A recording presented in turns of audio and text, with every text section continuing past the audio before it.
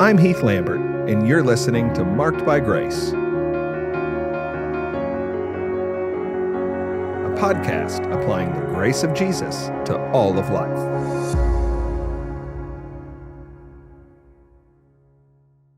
What is the minimum income level to get married? That's the question we're taking this week on Marked by Grace. It is your question. Those are the questions that I love to answer. If you've got a different question, a different issue you'd like me to address, you can send it in to markedbygrace@fbcjax.com. That is markedbygrace@fbcjax with an x.com. We're answering your questions about the Christian life and how to face the struggles that we're all dealing with out there. And I try to get to as many of them as I can. This week, it's a question I love. It's the question of how much money do you have to have, or how much money do you have to make in order to get married? And I love the question because somebody is thinking about getting married out there. And you got the calculator on your phone open, and you're trying to figure out how to make the numbers work. Actually, another reason why I love the question is not only is somebody thinking about getting married, somebody might be in a little bit of a disagreement with a future in-law or something like that. Somebody wanting to be sure that there's going to be enough money for their precious daughter or their precious son to be able to make it in a marriage relationship. And so this is one of those questions that has been asked of me repeatedly over the years. It's one of those things just when you're dealing with young couples that are thinking about getting married, when you're dealing with stressed out parents, they need help thinking about it. And so I'm happy to answer your question this week on the podcast.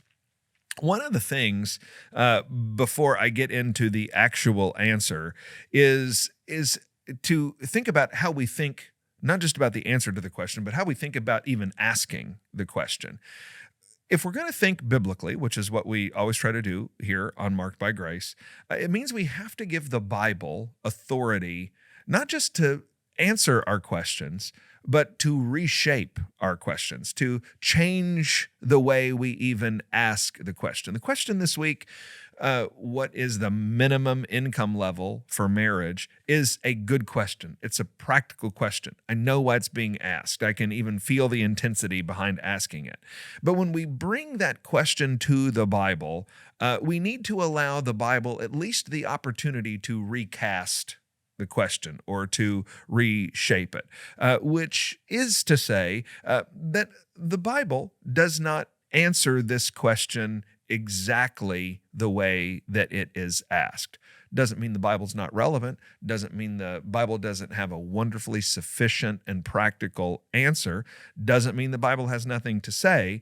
It just means that the Bible not only answers our questions, but informs how we ask them. And there are a few practical limitations with the question. What's the appropriate income level for marriage? Or what's the minimum income level for marriage? Well, think about the practical limitations. If there was like a dollar amount in the Bible for what that answer to the question is. Think about how many limitations there would be on that. Think about all the different places in the world, all the different places in the United States where you might live, where the standard of living is very, very different, and what would be the a healthy or an appropriate or a comfortable answer in one part of the country would be a very different answer in another part of the country. You think about the different abilities of different people to manage money.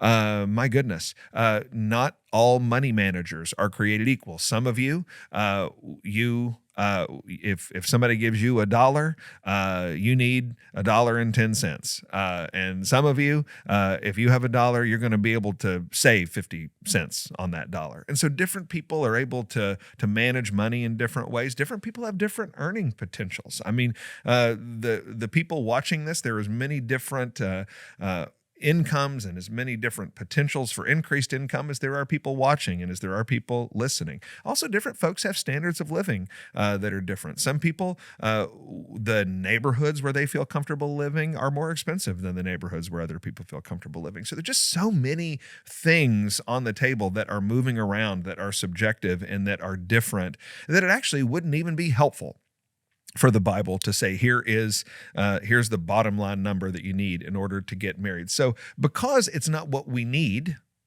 a numeric answer, because that is not what we need, that is not what the Bible gives. So instead of giving us a numeric dollar amount that is necessary, the Bible talks about a couple of different kinds of commitments that we need. More than talking about what kind of resources we need to have, it talks about the kinds of commitments that we need to possess. And one of those commitments is the commitment to Jesus Christ. In 2 Corinthians chapter 6, verse 14, it says, "Do not be unequally yoked with unbelievers. For what partnership has righteousness with lawlessness, or what fellowship has light with darkness?" The Bible's talking about that actually, this is relevant to a lot of relationships. It's definitely relevant to the marriage relationship. And in the marriage relationship, really for it to work, what you need to have is two people, of course, who love each other and want to be committed to one another. But you also need to have people who love Jesus Christ in a marriage together. This commitment is what is necessary. Honestly, this is one of the most important questions that I'm asking to people when they are seeking advice about whether to get married. Do you love each other? Do you love Jesus? Do you know that this marriage is a permanent, lasting thing? It's not trial and fail and we can get a mulligan. This is something that needs to last, and it's going to last really only if we are committed to Christ. It's hard enough when we're both committed to Christ. You only really have a shot when you're committed to Christ, and so the Bible emphasizes this commitment to Jesus. More to the point of the questioner, perhaps, is the teaching in 1 Timothy chapter 5, verse 8. And the Bible says, "If anyone does not provide for his relatives, and especially for the members of his household, he has denied the faith and is worse than an unbeliever." So this passage is talking about the commitment to provide. Okay, so here's the deal. Let's say we were going to assign a number to, hey, here's the minimum income level you need in order to get married. It's guaranteed that the couple who wants to get married is going to assign a numeric value lower than the parents who are thinking about whether that's a good idea.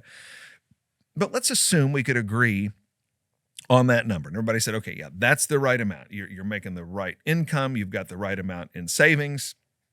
You know what's going to happen when you get married? Something's going to go wrong. The pipes are going to burst. You're going to get pregnant before you thought you were going to get pregnant. The car is going to break down, and you're going to need more money than you thought you were going to need. That's the nature of the case. Somebody is going to get sick, and you thought we were going to have 2 incomes for 5 years, and now we're down to 1 because of this, that, or the other reason. The reality is life always has a funny way of happening. And so what you need is less a dollar amount and more a commitment, particularly, quite frankly, to men as the God-ordained leaders of a Christian family. We need a commitment that, hey, I'm going to provide for my family. And what it means to provide for your family in one season is going to be different than what it means to provide for your family in another and in a different season. And so what I would say to folks is, instead of stressing out over how much money somebody has or how much money they need to make, you need to look at the kind of person you're talking to.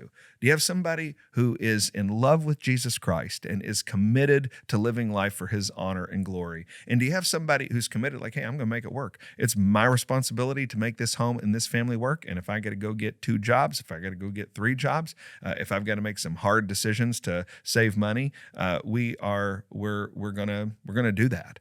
And so what I would encourage in response to the question is not trying to figure out the dollar amount. There's going to be some practical realities that are going to say, hey, when we add up how much we need for rent, how much we need for insurance, how much we need for groceries and all the rest, here is a dollar amount that we need to try to hit. But more important than answering that for everybody is making sure we all love Jesus, and is making sure there is a commitment in the marriage to doing what it takes to provide for the family. I hope that helps this week.